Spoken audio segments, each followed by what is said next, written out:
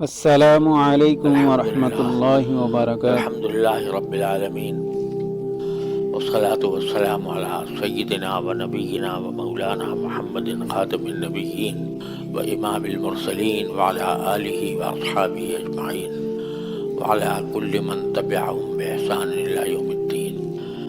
اما بعد، میرے محترم بزرگوں، بھائیوں، دوستوں، السلام علیکم ورحمۃ اللہ تعالی وبرکاتہ۔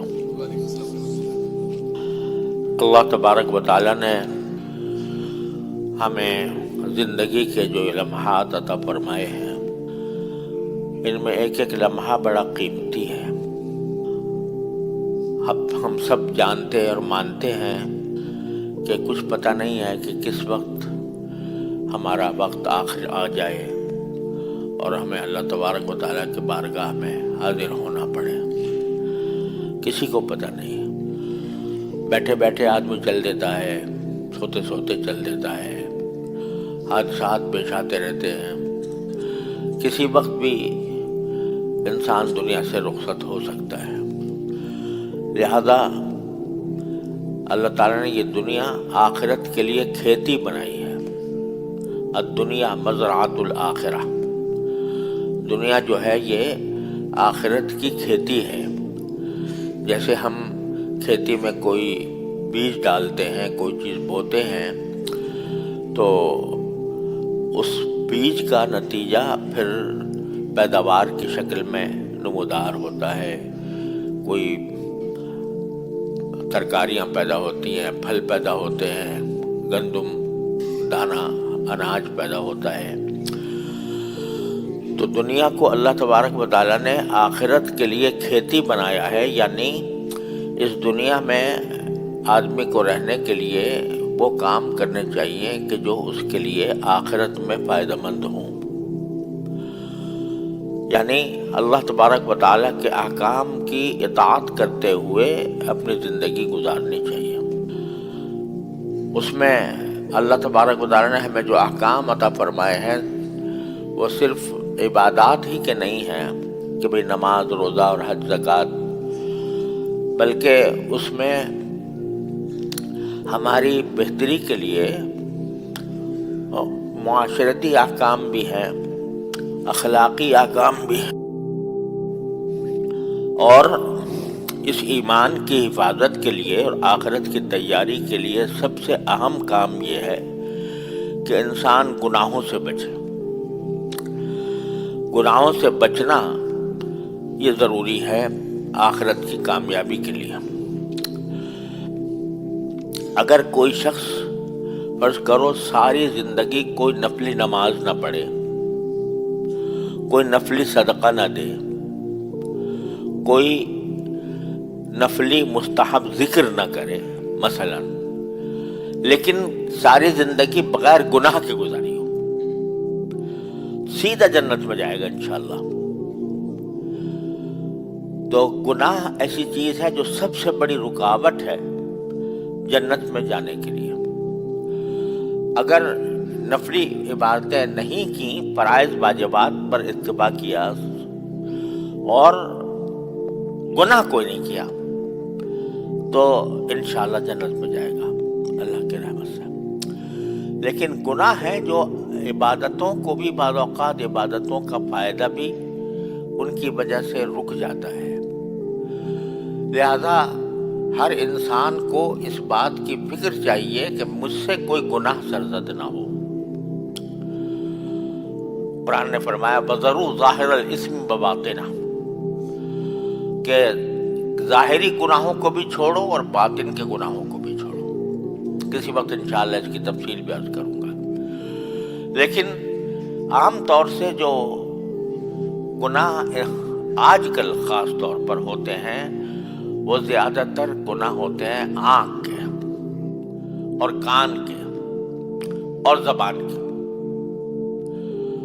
یہ تین اللہ تعالیٰ نے جو ہمیں مشینیں دی ہیں، آنکھیں دیکھنے کے لیے، کان سننے کے لیے اور زبان بات کرنے کے لیے، یہ اللہ تعالیٰ کی سرکاری مشینیں ہیں جو ہمیں اللہ تبارک و تعالیٰ نے اپنے فضل و کرم سے عطا فرما دی ہیں۔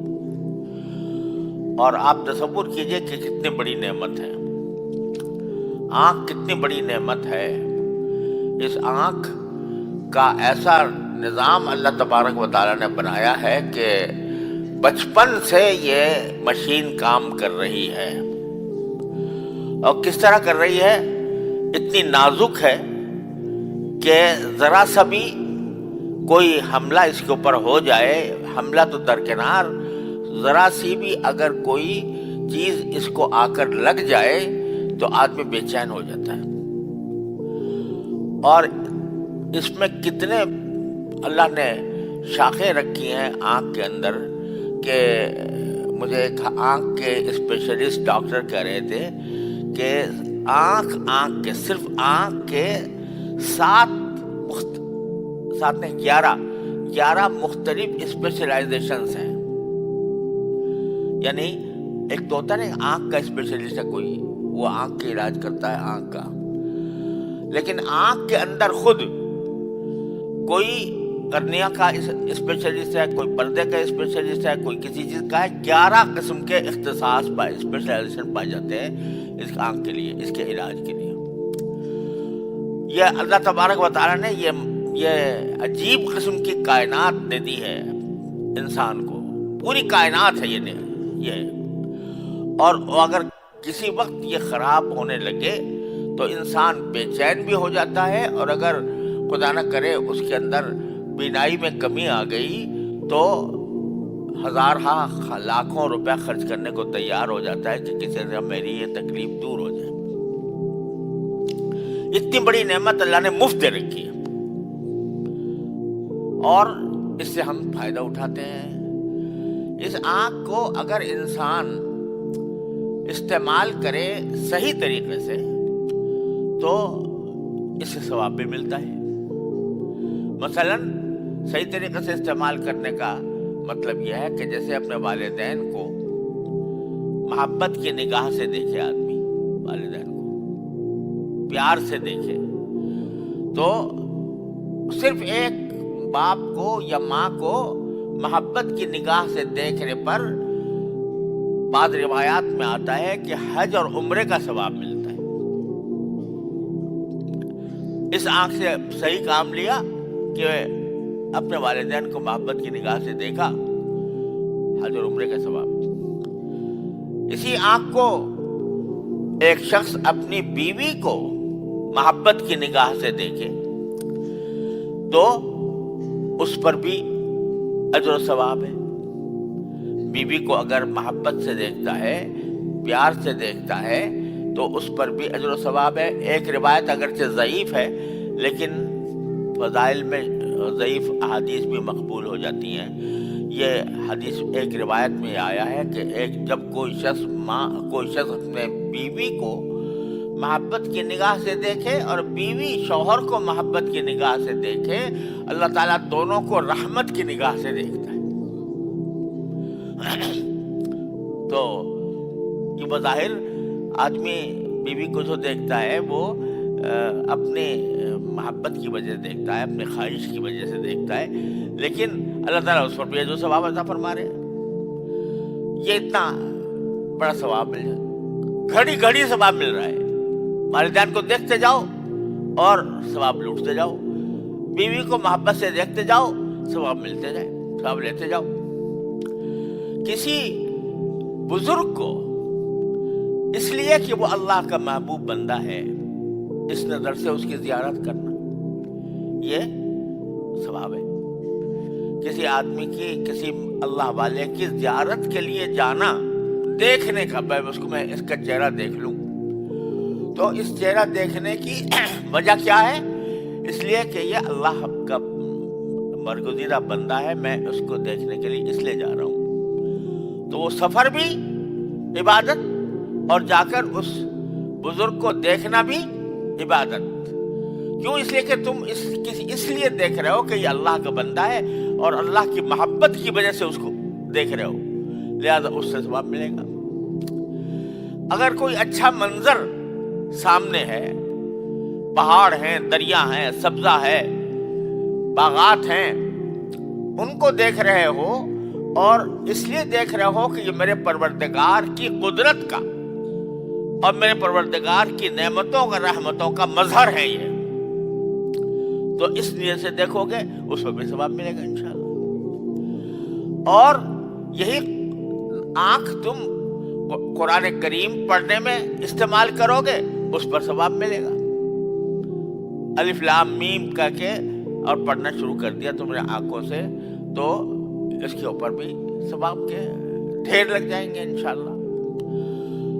اور کوئی ایسی کتاب کا مطالعہ کرتے ہو اس آنکھ سے جو تمہاری رہنمائی کرے، جو تمہیں صحیح سبق دے، زندگی گزارنے کا طریقہ سکھائے، اس نیت سے کر رہے ہو کہ یہ میں اس کو پڑھوں گا تو اس پر عمل کروں گا، اس پر ثواب مل رہا ہے۔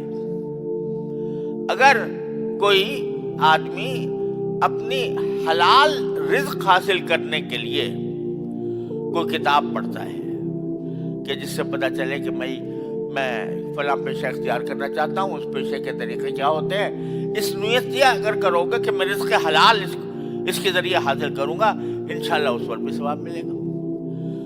تو یہ سرکاری مشین ہے کہ جس کے اوپر اللہ تعالیٰ نے طرح طرح سے ثواب کے وعدے کیے ہوئے ہیں، اور کچھ نہیں تو اگر ثواب بھی نہ ملے تو کم از کم اپنے جو چیز دیکھنا چاہتے ہو اس دیکھنے کی چیز کے لیے اللہ تبارک و تعالیٰ نے یہ مشین عطا فرما رکھی ہے۔ یہ اتنی بڑی نعمت اللہ نے عطا فرمائی ہے، اور ساتھ ہی بس یہ کہہ دیا کہ چند چیزوں سے پرہیز کرنا، چند چیزیں ایسی ہیں کہ جن میں اس کو استعمال نہ کرنا، وہ استعمال کرو گے تو گناہ ہوگا، اور اس کا آنکھ کا غلط استعمال ہوگا۔ اللہ نے دی ہے تو پھر اللہ کے حکم کے مطابق ہی اس کو استعمال بھی کرنا ہے۔ اگر اس کے حکم کے خلاف استعمال کرو گے تو یہ اللہ بچائے تمہیں کسی گمراہی کے گڑھے میں لے جا کر ڈال دے گی۔ مثلاً کیا ہے کہ یہ فرمایا کہ اس نگاہ کو کسی غیر محرم اس کی نگاہ سے کسی غیر محرم کو لذت حاصل کرنے کے لیے دیکھنا منع ہے تمہیں۔ کوئی غیر محرم، چاہے وہ عورت ہو، زندہ عورت ہو، یا اس کی تصویر ہو، یا اس کو لذت لینے کی نظر سے دیکھنا، یہ ہے منع۔ اب یہ ایک پابندی ہے صرف کہ اپنی نگاہ کو صحیح استعمال کرو، کسی نامحرم کو لذت حاصل کرنے کے لیے مت دیکھو۔ اب یہ ایسی چیز ہے کہ جو فرمایا کہ مت دیکھو، اس کو وجہ بھی بتا دی سرکار دو عالم صلی اللہ علیہ وسلم نے۔ آپ نے ایک حدیث میں فرمایا کہ النظر سہم من سہام ابلیس، کہ یہ نگاہ ڈالنا کسی نامحرم پر لذت لینے کے لیے، یہ ابلیس کے شیطان کے تیروں میں سے ایک تیر ہے۔ کیا مانا کہ جب انسان اس نگاہ کو غلط استعمال کرتا ہے اور کسی نامحرم کو دیکھتا ہے لذت لینے کے لیے، تو اس کا یہ شیطان اس کو ایک تیر مارتا ہے، اس تیر کے ذریعے وہ اس کا شکار کرتا ہے۔ شکار کرنے کا مطلب یہ ہے کہ پھر وہ نظر کی حد تک محدود نہیں رہے گی، اس سے آگے چلی جائے گی اور آگے بڑھ جائے گی۔ کچھ پتہ نہیں ہے کہ خدا نہ کرے انسان کو وہ فحاشی میں، عریانی میں، زناکاری میں مبتلا کر دے، اس لیے روک ڈال دی ہے۔ اور اسی لیے حدیث میں بھی فرمایا کہ العینان تزنیان، آنکھیں بھی زنا کرتی ہیں۔ زنا اللہ بچائے ہر مسلمان کو اس سے حفاظت فرمائے، بڑی سخت قرآن کریم میں اس کے اوپر بڑی سخت وعید ہے، انہ کان فاحشۃ وساء سبیلا۔ لیکن اس زنا یہ صرف وہ آخری عمل ہی نہیں ہے بلکہ رسول کریم سرورت عالم صلی اللہ علیہ وسلم فرمایا کہ العینان تزنیان، آنکھیں بھی زنا کرتی ہیں۔ آنکھیں زنا کیسے کرتی ہیں؟ کہ کسی نامحرم کو لذت لینے کی غرض سے دیکھتی ہیں، اور لذت لینے کی غرض سے دیکھنے کے بعد وہ انسان اپنے تصور میں والعیاذ باللہ وہ گناہ کا تصور کر رہا ہوتا ہے، تو آنکھیں بھی زنا کرتی ہیں۔ تو یہ آنکھوں کی حفاظت یہ دین کا بڑا اہم شعبہ ہے، اور افسوس ہے کہ آج کل کے معاشرے کے اندر اس کا غلط استعمال اس قدر عام ہو گیا ہے، اس قدر پھیل گیا ہے کہ جس کی کوئی انتہا نہیں۔ پہلے یہ ہوتا تھا، خواتین عام طور سے باپردہ ہوتی تھیں، اور باپردہ ہونے کی وجہ سے خود ان میں بھی شرم و حیا ہوتی تھی، مردوں میں بھی ہوتی تھی، اور مخلوط اجتماعات کا بھی رواج نہیں تھا کہ مرد اور عورت اکٹھے ایک تقریب میں جمع ہیں، تو اس کا بھی رواج نہیں تھا۔ نتیجہ یہ کہ نظر کی حفاظت ہو جاتی تھی۔ اب ایک تو فتنہ مغرب کے افکار کے ماتحت یہ پیدا ہوا کہ مسلمان معاشروں میں مخلوط اجتماعات ہونے لگے، مخلوط تقریبات ہونے لگی، شادی بیاہ ہو رہا ہے اور اس میں مرد عورت دونوں بالکل اس طرح بے محابہ ایک ساتھ جمع ہے، اور خواتین خوب زیب و زینت کر کے، سنگھار کر کے، اچھے کپڑے پہن کر، اپنے آپ کو دیدہ زیب بنا کر وہ تقریبات میں شامل ہو رہی ہیں، اور ان کی مووی بھی بن رہی ہے اور لوگ بھی ان کو دیکھ رہے ہیں۔ تو نکاح کو گناہ کے طرف دعوت دینے کا سامان پیدا کر دیا گیا۔ ایک تو یہ مسئلہ، دوسرے عورت جو اس کا اصل مقام تھا اس سے نکل کر سڑکوں پہ آ گئی، دفتروں میں آ گئی، ہر جگہ پہنچ گئی، اس لیے اس کے اندر نگاہ کے غلط استعمال کے امکانات بڑھ گئے۔ پھر اب تو یہ موبائل، جو آج کل موبائل ہر چھوٹے بڑے آدمی کے پاس موجود ہے، وہ ایسا ہے کہ یہ پہلے کبھی کسی شخص کو کوئی فحش قسم کی تصویریں دیکھنی ہوتی یا فلم دیکھنی ہوتی تو اس کو سینما میں جا کر دیکھا کرتا تھا، سینما میں۔ لیکن سینما میں ایک اچھا نمازی آدمی جا کے سینما کی لائن میں لگے تو اس کو خود شرم آتی تھی کہ میں جا کے میں سینما کے اندر کیسے لائن میں لگوں اور کس طرح میں سینما میں داخل ہوں، لوگ دیکھیں گے تو کیا کہیں گے۔ اب تو کوئی مسئلہ ہی نہیں ہے، سینما جیب میں پڑا ہوا ہے، اور اس جیب میں پڑے ہونے کی وجہ سے جب چاہے جو چاہے دیکھ لے۔ یہ ایک ایسا عذاب ہم پر مسلط ہوا ہے کہ جب چاہے جو چاہے دیکھ لے۔ فحاشی، اوریانی کے بدترین مناظر، فلمیں، یہ سب تمہاری جیب کے اندر پڑی ہوئی ہیں۔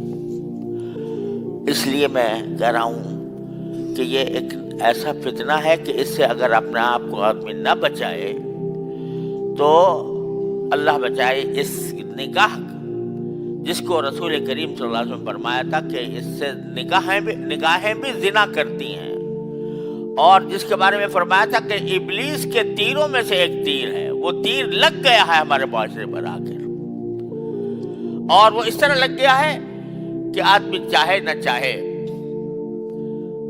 کتنا ہی اہتمام کر لے، لیکن جو موبائل، جو آج کل جس کو کہا جاتا ہے اسمارٹ موبائل، اور اس کو عربی میں آج کل کہتے ہیں الموبائل الذکی، الہاتف الذکی، اس کا نام ذکی رکھا ہے، الہاتف الذکی۔ تو یہ الہاتف الذکی جو ہے، یعنی اسمارٹ موبائل، یہ تو در حقیقت تباہ کن قسم کا موبائل ہے۔ اس میں بہت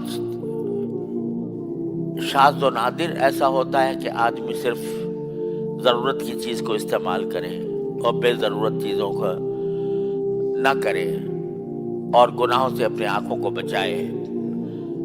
یہ بہت ہی مشکل کام ہے. بہت ہی کوئی اللہ تعالیٰ کا نیک بندہ ہو تو وہ اس سے محفوظ رہ سکتا ہے. اور عام ہو چکا ہے، بچے کے ہاتھ میں ہے، بچے کے ہاتھ میں ہے. اور بچپن کے اندر، یہ بچپن کے اندر سے ہی اس کو اس قسم کے مناظر نظر آتے ہیں. تو بھائیوں، میری گزارش یہ ہے کہ آنکھ کی حفاظت یہ دین کا ایک بہت عظیم شعبہ ہے، اور اپنے آپ کو اس سے بچانا اور آنکھ کو گناہ سے بچا کر ثواب کی طرف لے جانا.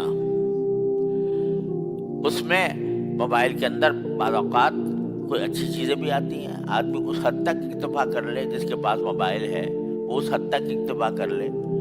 اس میں بعض چیزیں اچھی بھی آتی ہیں، بعض لوگوں کی نصیحتیں بھی آتی ہیں، بیانات بھی آتے ہیں. وہ اس حد تک اگر آپ نے محدود رکھ لیا اپنے آپ کو تو انشاءاللہ نگاہ کی حفاظت ہو گئی. لیکن جو اس کے جو شاخسانے، موبائل کے جو شاخسانے پھیلے ہوئے ہیں، وہ شاخسانے، ان سے اپنے آپ کو محفوظ رکھنے کی کوشش کرو. اگر اس کو کسی طرح بلاک کیا جا سکتا ہو تو اس کو بلاک کر دو. خاص طور سے بچوں کے لیے، بچوں کے ہاتھ میں اگر موبائل ہے تو اس کو بلاک کر کے رکھا جائے. اور نہ ہو تو کم از کم اپنے اوپر زبردستی کر کے، ہمت کر کے اپنے آپ کو ان چیزوں سے محفوظ رکھنے کی پوری کوشش کرو. پورا معاشرہ اس وقت اس عظیم فتنے کا شکار ہے. تو خوب سمجھ لو کہ نگاہ ایسی چیز ہے جو جنت میں بھی پہنچا سکتی ہے، اور ایسی چیز ہے جہنم میں بھی لے جا سکتی ہے. اس نگاہ کا صحیح استعمال کرو، جیسے میں نے شروع میں اشارے کیے. تو اس کو اس حد تک محدود رکھو جو جائز کام ہے، گناہوں سے بچنے کی کوشش کریں. تو میں نے عرض کیا کہ آج ہمارے معاشرے میں نگاہ کا فتنہ، کان کا فتنہ، زبان کا فتنہ، یہ تین زبردست فتنے ہیں جو ہمارے اس دور میں کثرت سے پھیلے ہوئے ہیں، جو ہمیں گناہوں میں لت پت کر رہے ہیں. اس سے کسی طرح اپنے آپ کو بچانے کی کوشش کرنا ہر مسلمان کے ذمہ فرض ہے. یہ بات کان میں نے ڈال دی، اور اس لیے ڈال دی کہ اس کی اہمیت دل میں پیدا ہو. اور یہ نہ سمجھو کہ ہمارے ہاتھ میں ایک کھلونا آ گیا ہے اور وہ کھلونا جس طرح چاہیں ہم اس کو استعمال کریں، جس طرح چاہیں ہم اس سے لذت لیں، جس طرح ہم اس سے مزے اڑائیں. یہ مزے جو ہیں یہ سب بھول جاؤ گے آخر میں جب پہنچو گے. مَل حیات الدنیا الا متاع الغرور. یہ جب وہاں پر پہنچیں گے، قرآن میں آتا ہے کہ جب انسان وہاں پہنچے گا آخرت میں تو ساری دنیا کی پوری زندگی اس کو ایسے لگے کہ جیسے چند گھنٹوں میں گزر گئی. لم يلبثوا الا عشیۃ او ضحاها. بس یہ پتہ چلے گا پوری زندگی جو ہے وہ ایک شام تھی، ایک صبح تھی. بس اصل زندگی جب آئے گی سامنے تو اس چھوٹی سی زندگی کے لیے اپنے آپ کو تباہ کرنا، اپنی آنکھوں کو تباہ کرنا، اپنے دل کو تباہ کرنا، اپنے انجام کو خراب کرنا، یہ انتہا درجے کی بے وقوفی ہے. اللہ تبارک و تعالیٰ اپنے فضل و کرم سے ہمیں اس بے وقوفی سے نجات عطا فرمائے اور حفاظت. اور دعا بھی کیا کرو، دعا بھی کیا کرو، یا اللہ میں فتنے کے زمانے میں زندگی گزار رہا ہوں، چاروں طرف فتنے ہی فتنے ہیں، اور میں اپنی آنکھ کو صحیح راستے پر رکھنا چاہتا ہوں، لیکن چاروں طرف نگاہوں کے لیے یہ تیر چل رہے ہیں، ابلیس کے تیر چل رہے ہیں. یا اللہ مجھے اپنی رحمت سے مجھے بچا لے اس سے. یہ دعا کرو، ہر روز دعا کرو، یا اللہ میں آپ کے بارگاہ میں حاضر ہوں تو میرے میرے نام اعمال میں یہ نگاہ کے گناہ نہ ہوں، کان کے گناہ نہ ہوں، زبان کے گناہ نہ ہوں۔ مانگا کرو اللہ تبارک و تعالیٰ سے، تو مانگو گے جو اللہ تعالیٰ کو کوئی دشمنی تو نہیں ہے نا ہم سے۔ جب اگر باقی یہ بات سمجھ میں آ گئی کہ غلط نگاہ کو غلط استعمال کرنا بہت بڑی تباہی ہے، تو اس تباہی سے بچنے کے اللہ ہی سے مانگو، اور مانگتے رہو مانگتے رہو مانگتے رہو، تھکو نہیں۔ جب مانگتے رہو گے تو اللہ تبارک و تعالیٰ انشاءاللہ ایک دن نجات دے دیں گے۔ اللہ تعالیٰ ہم سب کو اس سے نجات عطا فرمائے۔ وآخر دعوانا الحمد